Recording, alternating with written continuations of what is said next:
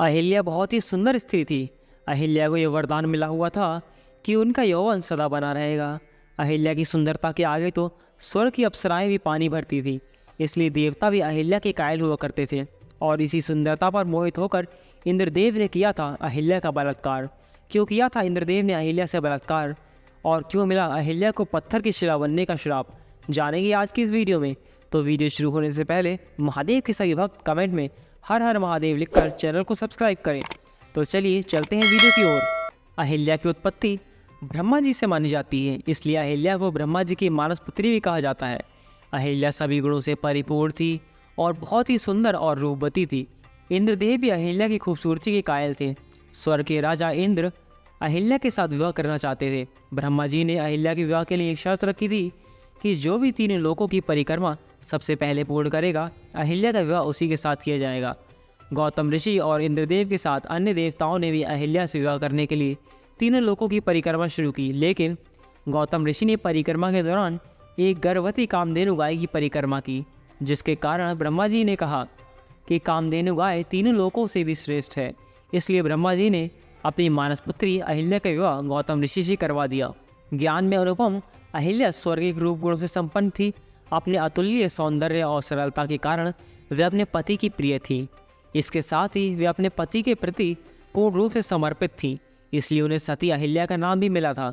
दोनों ही पति पत्नी धर्म का पालन करते हुए प्रेम रस से परिपूर्ण दाम्पत्य जीवन का निर्वहन कर रहे थे। ऐसे अद्भुत प्रेम को अचानक एक दिन बुरी नज़र लग गई।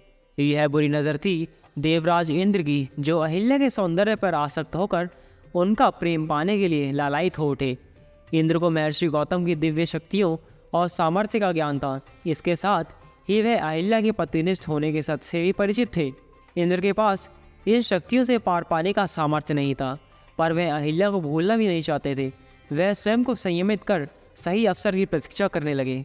इंद्रदेव ने अहिल्या से मिलने के लिए एक योजना बनाई तथा चंद्रमा को उस योजना में शामिल किया कि जब महर्षि गौतम प्रातःकाल गंगा स्नान के लिए जाएंगे तो उस समय का लाभ उठाकर वह अहिल्या को प्राप्त कर लेंगे। योजना के अनुसार चंद्रदेव ने अर्धरात्रि को मुर्गे की बांग दी। गौतम महर्षि समझे कि सवेरा हो चला है। वह तुरंत उठे तथा गंगा तट पर स्नान करने चले गए। महर्षि गौतम के जाते ही इंद्रदेव ने गौतम महर्षि का रूप धारण कर घर में प्रवेश किया तथा पहरेदारी के लिए चंद्रमा को घर के बाहर बैठा दिया। ऋषि गौतम जब गंगा तट पर पहुँचे तो उन्हें अलग ही आभास हुआ तथा उनके मन में संदेह भी उत्पन्न हुआ। तब गंगा मैया ने प्रकट होकर महर्षि को बतलाया कि यह सब इंद्रदेव का बुना जाल है। अहिल्या की सुंदरता से मोहित होकर कुकृत्य की भावना से इंद्र पृथ्वीलोक पर आए हैं। उधर इंद्रदेव को पति के रूप में देखकर अहिल्या का मन मयूर नाच उठा। वे दोनों पहले से भी अधिक प्रेम से जीवन का आनंद लेने लगे। उधर क्रोधित महर्षि गौतम तेजी से अपनी कुटिया की तरफ चले आ रहे थे। जब उन्होंने कुटिया के बाहर चंद्रमा को बैठे देखा तो गुस्से में महर्षि गौतम ने चंद्रमा को श्राप दिया कि राहु की कुदृष्टि तुम पर सदा बनी रहेगी। इसी श्राप के कारण चंद्रमा को ग्रहण लगता है। गुस्से से लाल पीले महर्षि गौतम ने अपने कमंडल से चंद्रमा पर प्रहार किया। इसी कारण चंद्रमा में दाग है। महर्षि गौतम को सामने पाकर अहिल्या पत्ते की तरह कांपते हुए उनके चरणों में गिर पड़ी। तब तक इंद्र को भी ऋषि के आने का भान हो गया था, तो बिना देरी किए वह वहां से भाग निकला। अहिल्या से सारा वृतांत जान ऋषि क्रोध से भर उठे और तुरंत ही उन्होंने श्राप दिया कि जिस स्त्री को अपने पति के स्पर्श का भान ना हुआ वह जीवित नहीं हो सकती। तन और मन से पत्थर की तरह कठोर व्यवहार किया है तो तू भी पत्थर की हो जाओ। ऋषि के श्राप और अपनी अज्ञानता से निराश अहिल्या ने तब अपने पति को रोते हुए समझाया कि आप इतनी दिव्य शक्तियों से संपन्न हैं, आप मुझे अकेला छोड़कर गए, लेकिन आपको एक बार भी आभास न हुआ कि मेरे साथ कोई छल कर रहा है। तो मैं तो साधारण स्त्री हूँ, मैंने अनजाने में अपराध किया है। भले ही मैं पराये पुरुष के साथ रही, पर मेरा मन पवित्र था, क्योंकि उस पुरुष को मैंने आप यानी अपना पति जानकर ही अपनाया था। तन और मन दोनों से ही मैं अपने पति के साथ थी। अहिल्या की कोई गलती नहीं थी। उनके साथ तो इंद्रदेव ने छल किया था, परंतु क्रोध के आवेश में महर्षि गौतम ने अहिल्या को अनंत काल तक शिला का रूप धारण करने का श्राप दे दिया था।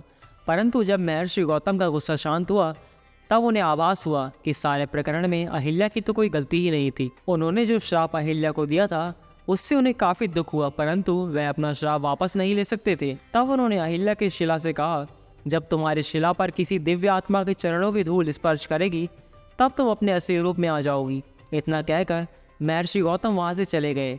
युग बीत जाने पर महर्षि विश्वामित्र राक्षसी ताड़का वध के लिए अयोध्या से प्रभु श्री राम एवं उनके भाई लक्ष्मण को अपने साथ लेकर आए।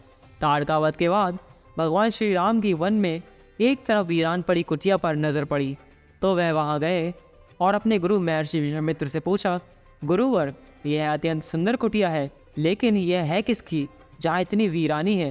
प्रतीत होता है कि यहाँ युगों से कोई आया गया नहीं है।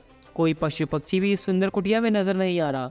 आखिर इसका कारण क्या है? इस रहस्य को बताइए। तब महर्षि विश्वामित्र ने कहा, हे प्रभु, यह कुटिया वर्षों से आपके आने का इंतजार कर रही है। इस कुटिया में आप जो शिला देख रहे हैं, यह आपके चरणों की धूल का युगों से इंतजार कर रही है।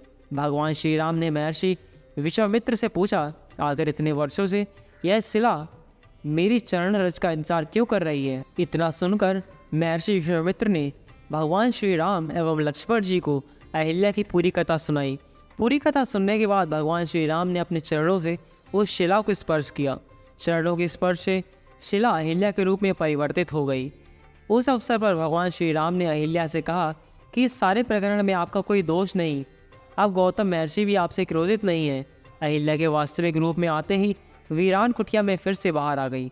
पक्षी चहचहाने लगे।